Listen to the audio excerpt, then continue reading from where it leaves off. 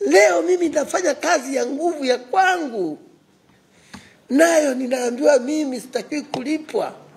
Kweli, nakumbuka baba alivyokufa, maisha tulioishi, mama yetu ametulea kwa shida.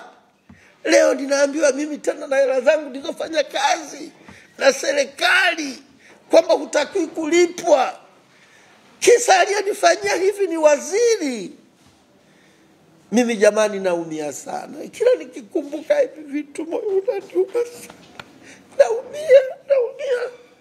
Ninaumia jamani, naumia. Ujasiri unanishinda.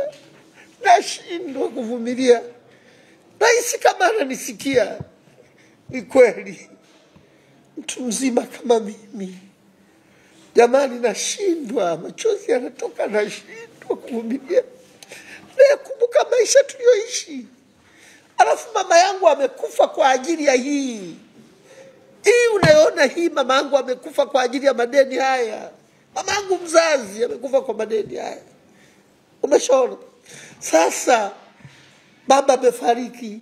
Leo naletewa hiyo. Ninafanya nini? Unaona? Lakini ndugu zangu, ambacho nataka niwaambie sasa kwa kifupi, kwa nini? Unajua nikieleza hivi nakuwa sieleweki, naweza nisieleweke sana. Lakini nataka niseme nina mambo 6 ambayo kwa kifupi yatakuonyesha ni namna gani sikufanywa haki. Cha kwanza kabisa, mimi sikufanya mkataba na meneja wa TANROADS Rukwa. Nilifanya mkataba na meneja wa TANROADS na Rukwa, sio Katavi.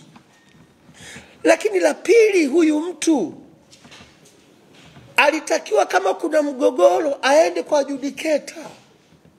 Lakini anasema yeye hana, yani huo muda hana. Na jaji anakubali mahakamani. Eti huo muda hana. Na hiyo ndio sheria.